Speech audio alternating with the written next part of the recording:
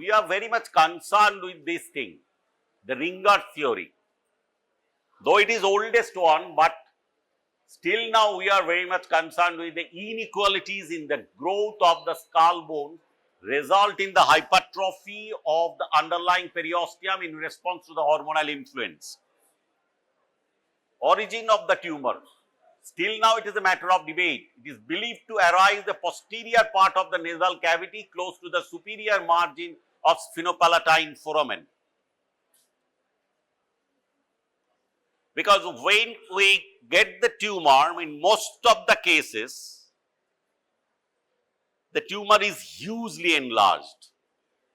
Why it is hugely enlarged? It is not a malignant tumor, but it is hugely enlarged. I will show you how the extension is going on. This tumor is extended by taking the nutrition by the arteries or the branch of the arteries in different area from different arteries or different branches of the internal maxillary artery, and it is progresses, though it is not a malignant tumor. And epistaxis is a very common in case of the children. We have seen we cannot see any tumor by the thudicum speculum, and we miss the tumor. Oh, it is a normal idiopathic epistaxis. Again, after 6 months, there is a huge bleeding, and we miss that diagnosis again. But when we get the instrument, the endoscope, since then, the diagnosis to some extent easier. Recurrent epistaxis, huge epistaxis in the age group of 17 to 19 years, the male child, we go for the diagnostic endoscopy very cautiously. Otherwise, if the endoscopist touch the tumor, there is a huge bleeding. Never, if you find it can be a angiofibroma, never try to take a biopsy. You just see the structure of the tumor, the site of the tumor and the extension. So, actually where from it is originated, it is very difficult to say. But after the endoscopic view, we see that is the sphenopalatine foramen. It is just beyond the attachment of the middle terminate.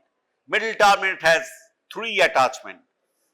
One is the lateral wall, one is the superior wall. Another is the cribriform area.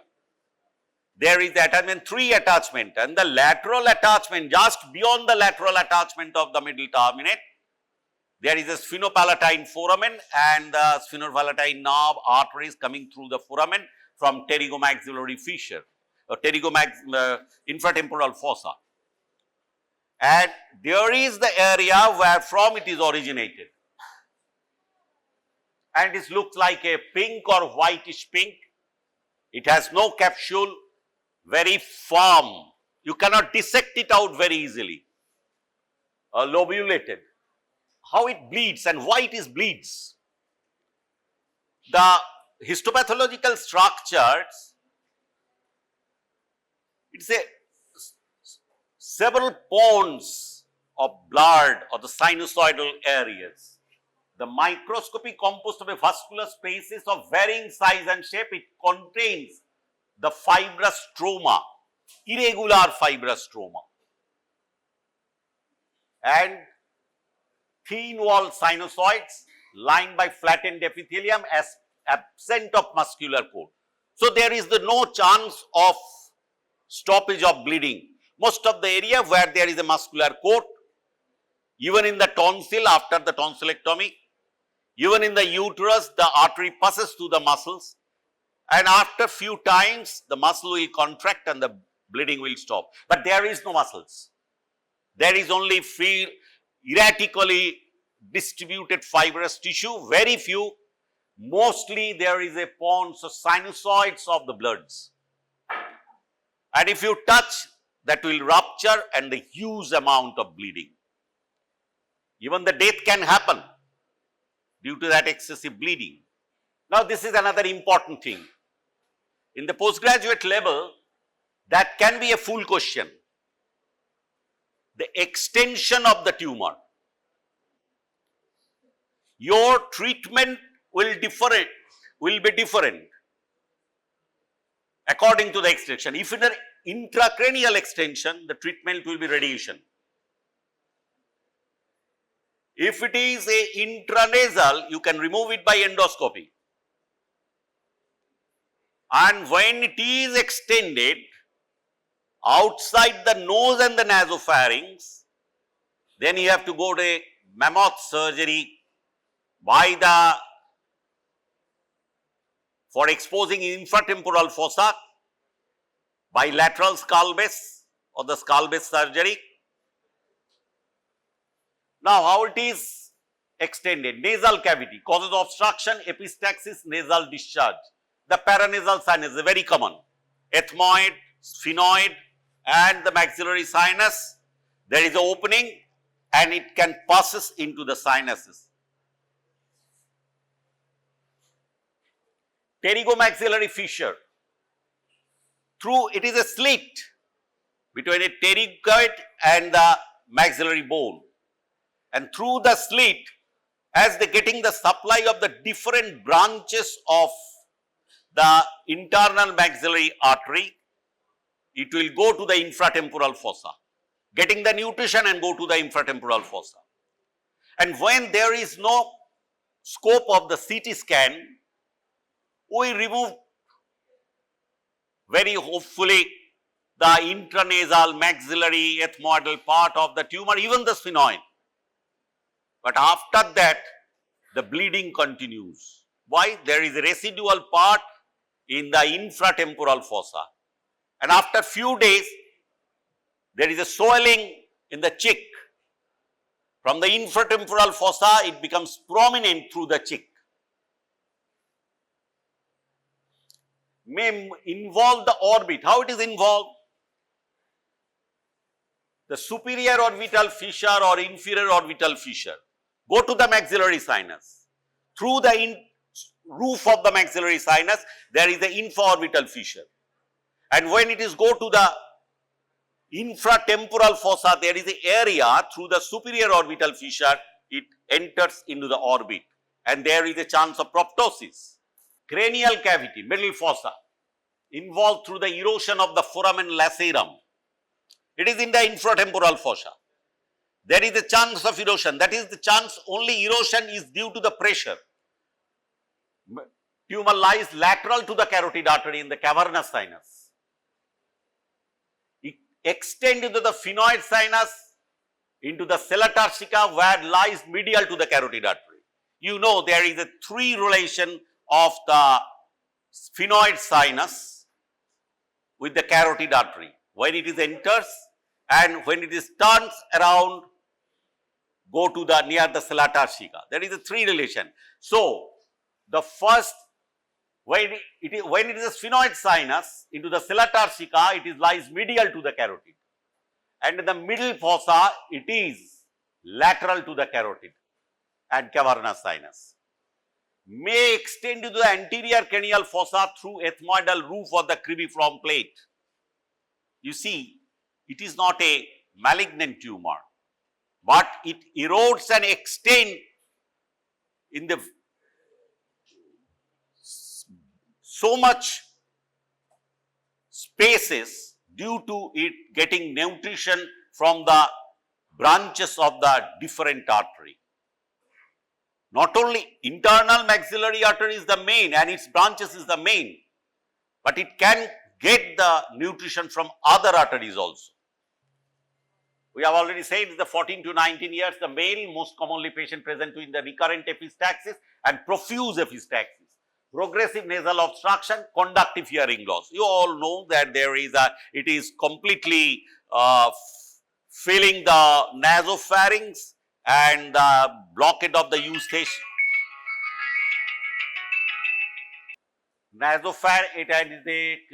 so there is, due to the blockade of the eustachian tube, there is a chance of secretory otitis media. I am not going to the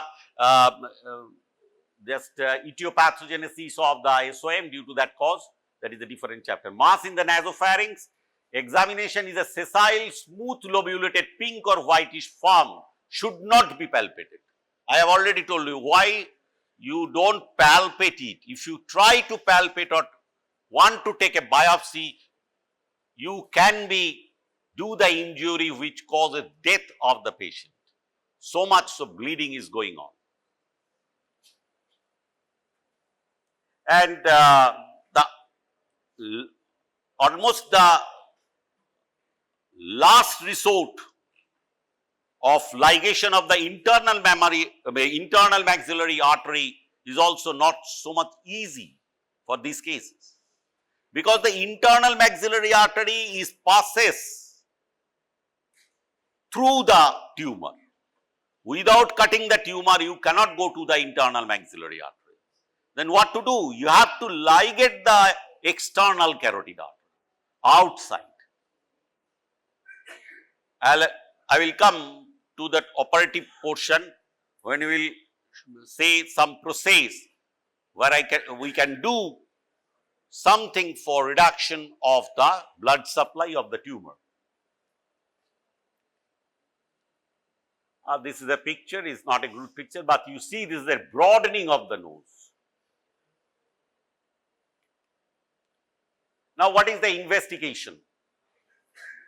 Soft tissue lateral view of the nasopharynx, paranasal sinuses and skull base. This is a very old investigation procedure. We are not concerned with this now.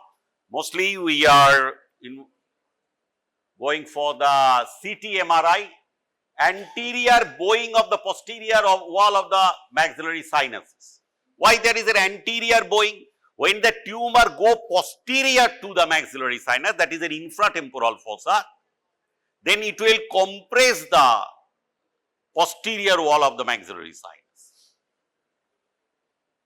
Erosion of the sphenoid sinus, greater wing of the sphenoid, extension to the pterygopalatine and infratemporal fossa. Angiography, that is the DSA will show you how the arterial or vascular supply of the tumor. And DSA only helps for this process where we can reduce the tumor vascular supply. That is the embolization. We come to the embolization very shortly. Biopsy in no longer justifiable. It is mostly based on the clinical picture. Biopsy of the tumor is attained with a profuse bleeding and therefore avoided. It is essential to differentiate it from the tumor. Biopsy can be done under general anesthesia with all arrangements to control bleeding and transfuse the blood. That is the situation. Differential diagnosis, antroconal polyp, which doesn't bleed. Large adenoid, it can bleed but not so profusely, and chondromas. It is a harder tumor and there is no bleeding. এটা কোথায় গেল? তোর লাইটের সুইচটা কোথায়? টিপলাম সেটা একদম হাওয়া। বলছি লাইটের সুইচটা কোথায় গেল? এটা টিপলাম তো পুরো উল্টো দিকে ঘুরতে থাকলো যে। এইটা নাকি? না লাইট ইন্ডিকেটরটা, হ্যাঁ এটা টিপলাম তো আবার এটা এগুলো এদিক থেকে চলতে শুরু করলো কেন? এটা তো। This is the tumor. You see, this is the right side, this is the left side.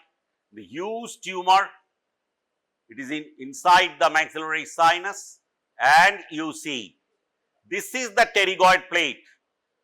This Y is the pterygoid plate, and pterygopalatine, pterygomaxillary fissure, it is passes inside the infratemporal fossa. It is behind the posterior wall of the maxilla. Here you see this is the sphenoid. This is the tumor.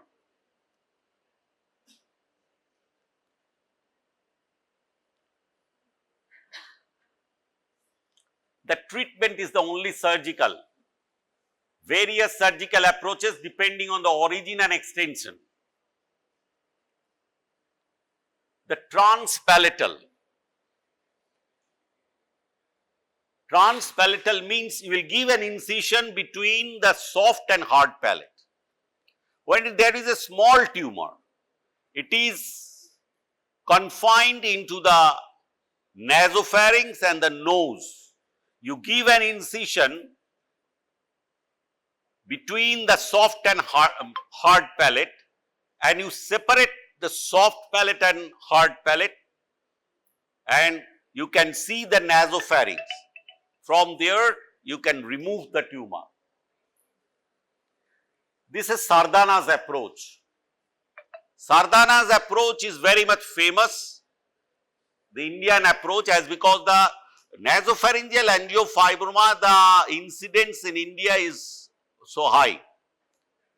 And Sardana doing that approach, this is a transpalatal and it is extended sublabial, but you give a transpalatal and it is extended from the palate to the side of the labial area, this area, via the facial incision and degloving approach. Degloving is from the front. Another is the Denker's approach, intracranial, extracranial, infratemporal fossa approach. Infratemporal fossa approach is another good approach. Endoscopic. Endoscopy nowadays is just revolutionized the whole surgery. After getting the coblation, that is the instrument which will cut and coagulate simultaneously. Getting the coblation, now almost it is revolutionized. That is the Lefort's one, is the type of classification of the fracture of the maxilla and the nasal bone. The Lefort's approach is the transmaxillary approach, that is the lower part of the maxilla is cut down and it is through that area we can approach the tumor.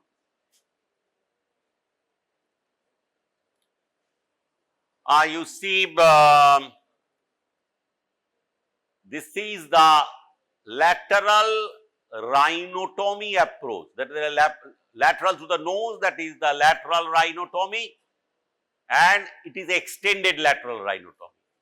This approach is generally we used for the maxillectomy for the maxillary malignancy. But this one is lateral rhinotomy. But before the endoscopic approach, we are not much used that this type of small approach. We are very much convenient with the Sardana's approach, and that is the transpalatal and which extended through the labium. This is an infratemporal or lateral skull base approach by which we can go through the sphenoid sinus. Again, another approach, when it is we try to go to the infratemporal fossa, we cut the mandible and swing the mandible outwards, and from this area we go to the behind the maxillary antrum.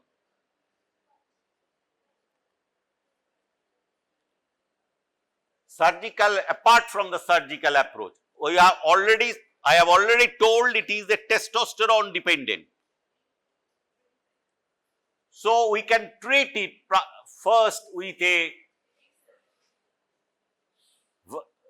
to reduce the vascularity of the tumor, stilbestrol 2.5 milligram 3 times daily, 3 weeks prior to the surgery. It will reduce, and to some extent fibrosis will be there, will increase.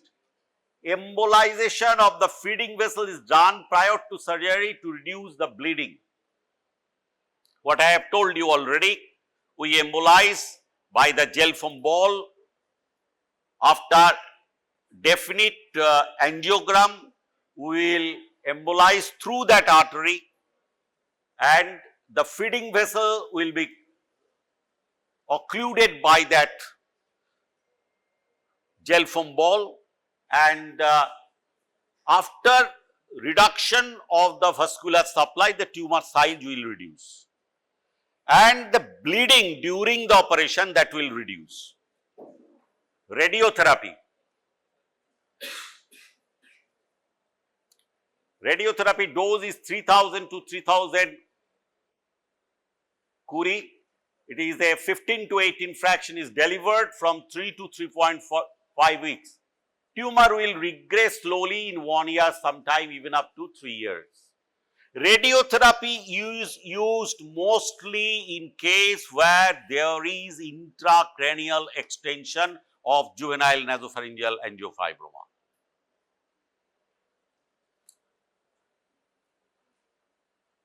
The chemotherapy for the recurrent and residual lesion, doxorubicin, vincristine, decarbazine chemotherapy is used.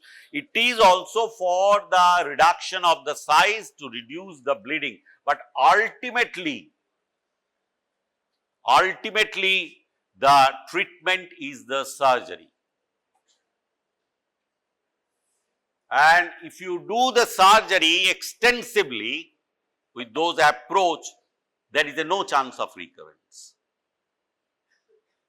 But if there is a residual part, again taking the vascularity, the vascular supply from the different vessels, different area, it will recur.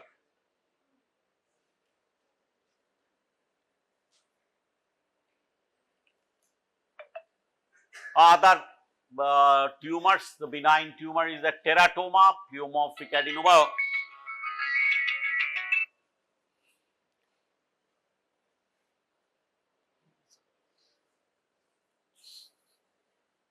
Chordoma, hematoma, choriostoma mass of the normal tissue in abnormal site of paraganglionomas.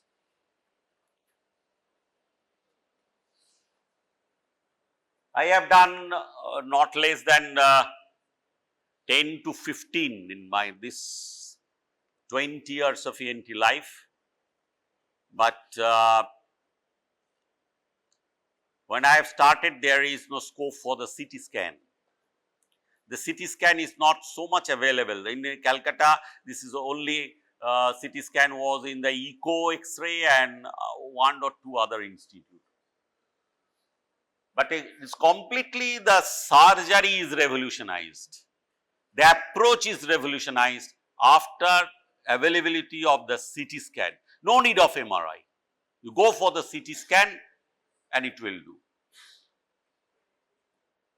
I will share with you a very peculiar case. A lady of 50 years attend when I am in Howrah hospital, district hospital, lady come with a recurrent epistaxis. We cannot see anything. Where from is bleeding? They have the other, those the PGTs for DNB, they have declared, sir, it is a hypertensive epistaxis. There is sometime there is a shoot up and it causes the bleeding from the posterior ethmoidal artery. This will be happen. Okay, fine, I agreed. But I request them to do a CT scan. And in CT scan, it is seen that there is some lobulated mass at the junction of the cribriform plate and the posterior margin of the choana. I go for the diagnostic endoscopy. And I have seen that there is a lobulated small mass in this, exactly that same area, almost near the sphenopalatine foramen. I never touch it. I am ready for the endoscopic surgery. We go for the endoscopy. But I take 1.5 hours because I am very much scared. Just I touch and it bleeds hugely. I cannot remove it properly.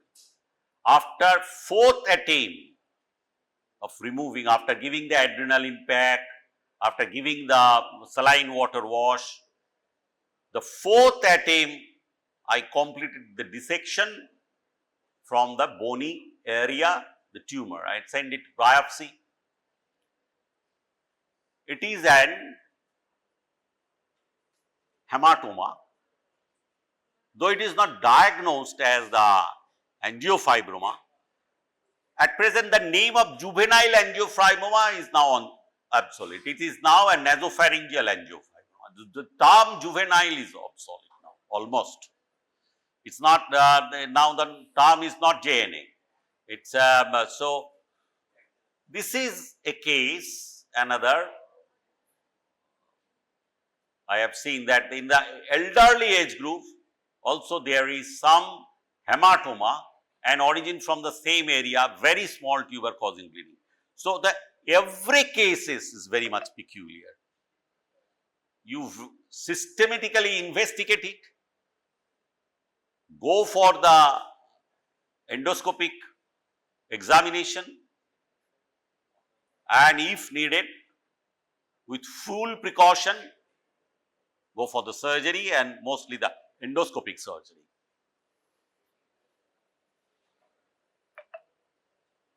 Now, the malignant tumor, it is another big and very interesting chapter. Why it is interesting? Because nasopharyngeal carcinoma is very common among the Chinese people, mostly the Taiwan, and some say there is a causative factor is the saline fish. Some say I think what is that? That's Ajinomoto or like this, this powder. They are using heavily, and that can be the cause. But after that, the smoked and saline fish can be, according to the epidemiological research, can be the cause for the high prevalence of the nasopharyngeal carcinoma among the Chinese people. Common in China, particularly in the southern state of the Taiwan. It is uncommon in India, constitute 0.5% of all cancers. Incident nasopharyngeal cancer in China is 30 to 50 in 1 lakh population.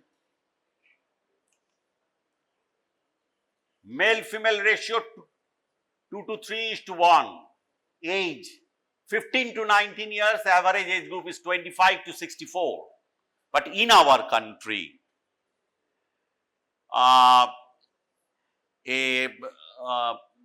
long question coming to the postgraduate, that is the primary occult. Primary occult, mostly there is a lymph gland, we cannot find where is the primary one, it is present just below and behind the lobule, the heart gland, we cannot see. After several biopsies we cannot see, but actually this is the metastasis from the nasopharyngeal CA, and we are getting in the higher age group.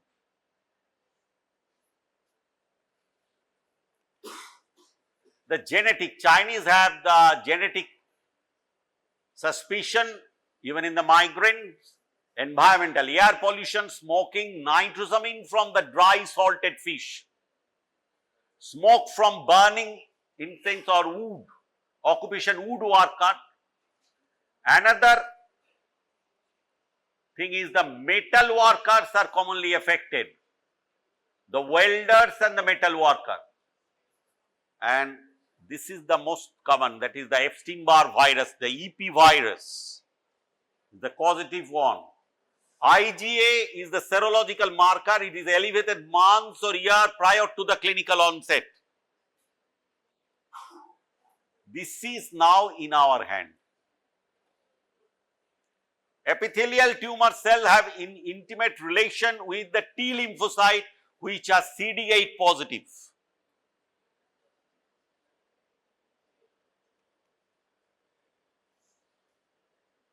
The nasopharyngeal carcinoma, the natural history is the inception, genetic, environmental, vital factors, very silent period, and that is very dangerous for the patient and for the doctors.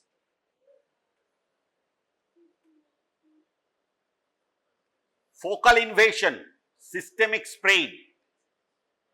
Focal invasion, blood-stained mucus, ET blockage. There is not adenoid, is not hypertrophy, but there is a continuous blood-stained discharge is coming out, and there is secretory otitis media or pain in the ear unilaterally. Systemic spread by the parapharyngeal and the skull base. Primary lymph node station, I have already seen you. This is the primary lymph node station is the retropharyngeal.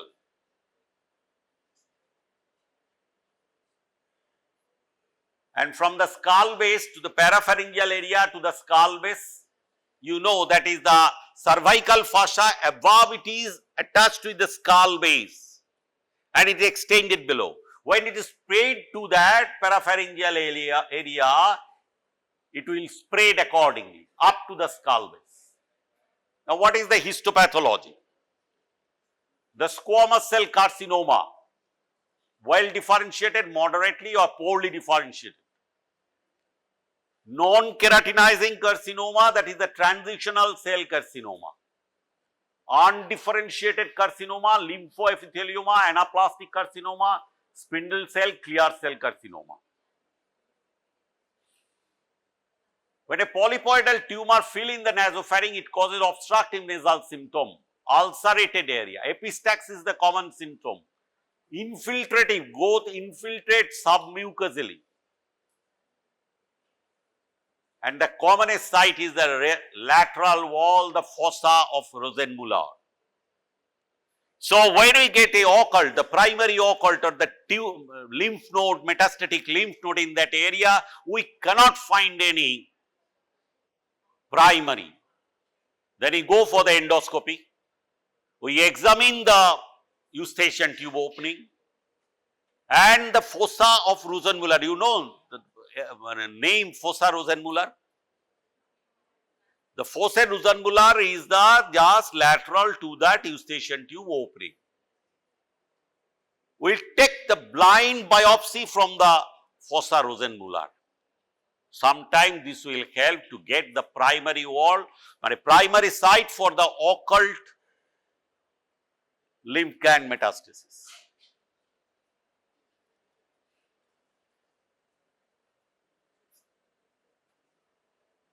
Now, that is a classification of the tumors, that is the benign malignant, soft tissue benign malignant lymphomas, tumor of the bone cartilage, miscellaneous tumor, secondary and tumor-like lesion. That is the classification of the nasopharyngeal tumors. That is the W classification based on the histopathology, that is the squamous cell carcinoma. Type 2 is non-keratinizing with lymphoid stroma, without lymphoid stroma. That is the previous classification was transitional cell, intermediate cell type, lymphoepithelioma. Type 3 is the differentiated carcinoma, that is the anaplastic carcinoma. Undifferentiated carcinoma, that is the anaplastic carcinoma. This type is very treacherous. Without lymphoid stroma, clear cell carcinoma. That is subclassified with the lymphoid stroma, because this area is there is a profuse amount of lymphoid tissue. See, this area is within the Walder's ring. Adenoid tissue is there. Beside adenoid tissue, there is so many lymphoid follicles, small lymphoid follicles. And the anaplastic variety without lymphoid stroma is known as the clear cell carcinoma previously. Now it is said this is the undifferentiated without lymphoid stroma or undifferentiated with lymphoid stroma, that is lymphoepithelioma previously known, or spindle cell carcinoma. Clinical features mostly 50 to 70 years. I have already told you that there is in India the age group is very high, in China age group is lower, but the preponderance in case of the male nasal obstruction, bloody discharge, and nasal speech, epistaxis, and otologically the same thing, tubal obstruction, conductive deafness, tinnitus, dizziness, otalgia, anything can be happen due to that obstruction and secretory otitis media. Now the clinical picture, ophthalmoneurological, that is an important thing. The sixth nerve involvement result in the squint or diplopia. Third, fourth, fifth nerve involvement result is ophthalmoplegia. Facial nerve involvement result absent of corneal reflex or the Horner syndrome. Horner syndrome almost a triad. Neck painless lymph node, most commonly jugulodigastric. I have already told you that we have got a tumor, heart tumor without any primary. The spinal accessory or posterior triangle node, but in my experience, mostly the carcinoma we have found in last 20 years of my practicing life, that is mostly they are presented with a gland, the upper cervical gland, because we are not very much concerned with the retropharyngeal. Primarily it is metastasis in the retropharyngeal gland, but we are not very much concerned. We do not see the retropharyngeal swelling is there or not, or it is a cystic swelling or anything. We are not very much, okay, this is the oropharynx wall is slightly swelled, oh fine, ठीक है, कोई. Distant metastasis, thoracolumbar spine, liver, lungs. Now this is the different symptom, how it is happen. Foramen lacerum and oval, this is the ophthalmic symptom and facial pain due to the third nerve, sixth, fifth and seventh. Now in the parapharyngeal space, ninth nerve, 10th nerve, 11th nerve and 12th nerve, that causes the Horner syndrome. Cranial nerve palsy, 9th, that is the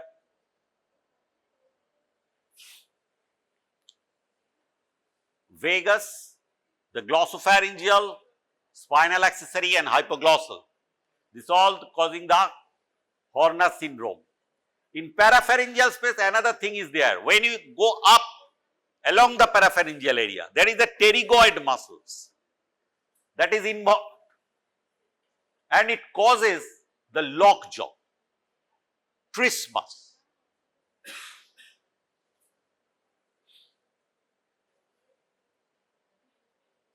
Retropharyngeal nodes, neck pain and stiffness. Again you think about that. Oh, patient complaining of stiffness of neck and pain, sometimes there is a nasal bleeding, where this separate pathology. You are not concerned that there can be a retropharyngeal metastasis and that causes the muscle fascia inflammation and causing the pain.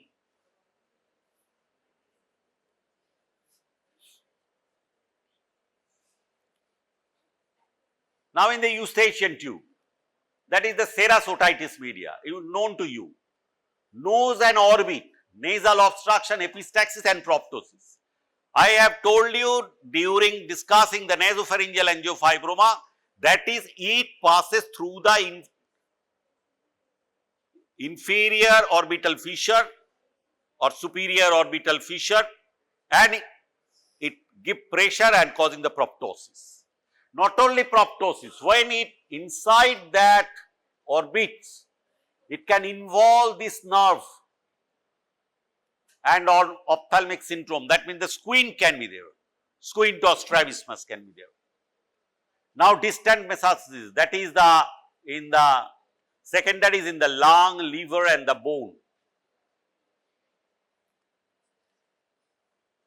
That is another thing, posterior triangle, the upper jugular area, the metastasis of the lymph gland.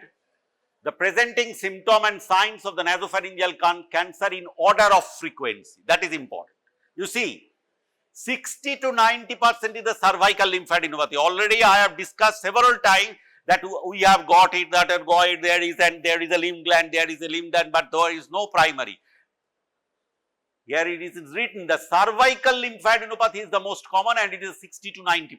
And hearing loss, nasal obstruction, epistaxis, cranial nerve palsies. 6 nerve palsy, the abduction palsy, and there is a strabismus, the deviation of the eyeballs.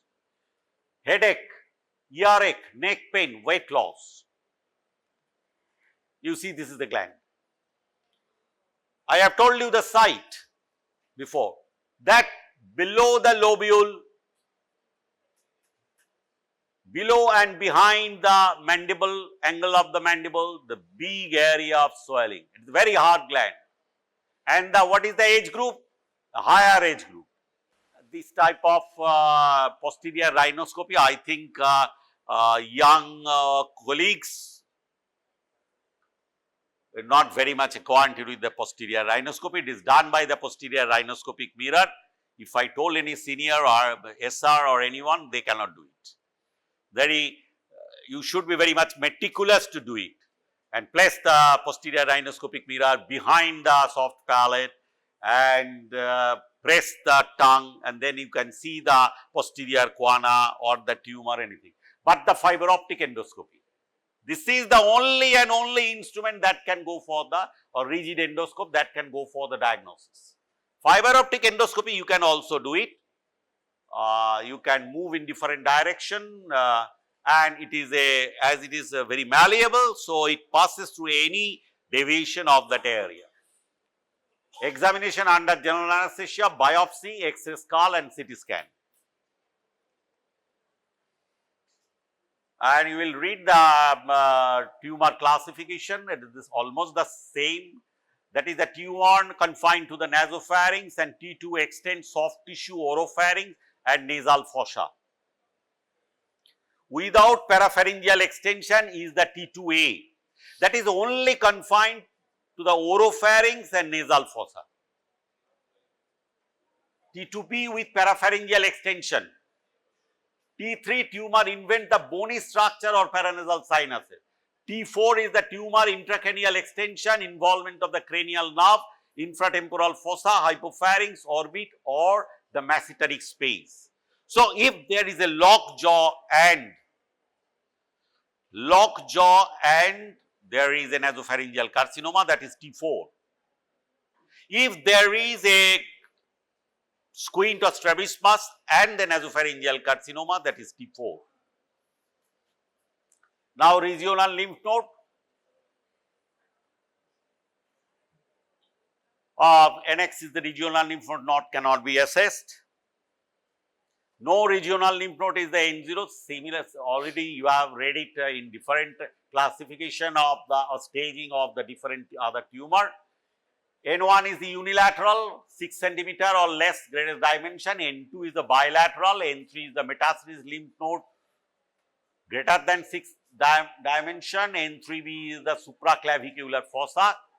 Distant metastasis M0 and distant positive is the M1. Now, staging, that is the stage 0, 1, 2A, 2B, 3, 4. Almost the staging is same with the other carcinomas. Now, what is the treatment? Treatment is the radiotherapy. Mega voltage radiation, now it is a 6700 rad. It can be a brachytherapy. Do you know the terminology? The brachytherapy. That means the radioactive isotope placed near the tumor. So, the burn or the complication surrounding the tumor is less by the brachytherapy, and the doses are required higher. Rapid fall of the radiation at the short distance. Spares the neighboring structure. Transnasal intracavity brachytherapy using the iridium 192. Now, treatment surgery plays a minor role, limited to radical neck dissection, radio resistant, Nodes and post-reduction salvage surgery is recurrent tumor. What is the approaches? Different approaches like the juvenile nasopharyngeal angiofibroma, that is the transnasal maxillary lateral rhinotomy, reforce, the same, almost the same. Mandibular swing, that means that you cut the mandible and swing it and you go to the infratemporal fossa or the parapharyngeal space. Now the chemotherapy stage 3 and 4 cure rate is doubled when chemotherapy is combined with radiotherapy. This is a sandwich therapy. Chemotherapy can be given concomitantly with the post-radiotherapy, cisplatin and cisplatin with 5-FU. Also been found useful to control the metastasis in lymphoepithelioma, undifferentiated carcinoma. Chemotherapy is more efficient in case of the undifferentiated carcinoma. And surgery is very much helpful for the well-differentiated carcinoma, but the area is a zone where the surgery is difficult. But nowadays, we are very much conversant with the lateral skull base approach, so we go for the surgery. Though I am not expert in lateral skull base surgery, but some persons are continuously doing with endoscopy, that is the lateral skull base surgery approach through the behind the ER pinna and go to the infratemporal fossa. The lateral skull base, even the petrous bone and even to the middle cranial fossa. What is the goal of chemotherapy? To improve the local control of the tumor and treat the distant metastases. The found useful control of the metastatic lymphoepithelioma, undifferentiated carcinoma in the nasopharynx. Depends on the histology type. Again, it is almost similar. It depends upon the what is the histology, what type of tumor, what is the age group, all these things. Survival rate is 40 to 55 years is the 100% survival almost. The 40 to 50% better outcome in the patient below the 40 years of the age. Other malignant tumor is they are included the lymphoma, non-Hodgkin's type of lymphoma, almost all are the B cell type, and rhabdomyosarcoma, plasmacytoma, chordoma, adenoid cystic carcinoma and melanoma. And that is almost the end of the tumor portion of the nasopharynx. The two things is important again I say, but juvenile nasopharyngeal angiofibroma is more important in MBBS student than the carcinoma. Carcinoma there is a limited questions only, how it is extended, what is the primary occult and what are the treatments and what are the variants. That is only. But in case of the juvenile nasopharyngeal angioma, what is the etiology, what is the theory behind the etiology, one or two you have to say. That is the Ringer's is the most common, another is the third one, that is from the, it is an hematoma that can say, and the surgical approach for the nasopharyngeal angiofibroma, even the histopathology. The examiner can ask the histopathology angiofibroma and why so much of bleeding, that is proved by the histopathology. So, I think we have completed the inflammatory portion. Previous day of the nasopharynx, we have completed the tumor of the nasopharynx, and then we next day we will go to the tumor of the lower part of the pharynx, that is the hypopharynx, laryngopharynx. This part we will try to cover it. So much explanation, so much expansion of the subject is not necessary for the only the symptom and how it will be diagnosed, that is necessary for the MBBS student, because we always consider the MBBS guys will go to the any center, they can do the postgraduate, but when they go to any center, they can diagnose the disease very conformably and can refer in the higher center or the definite person properly. Okay, thank you all.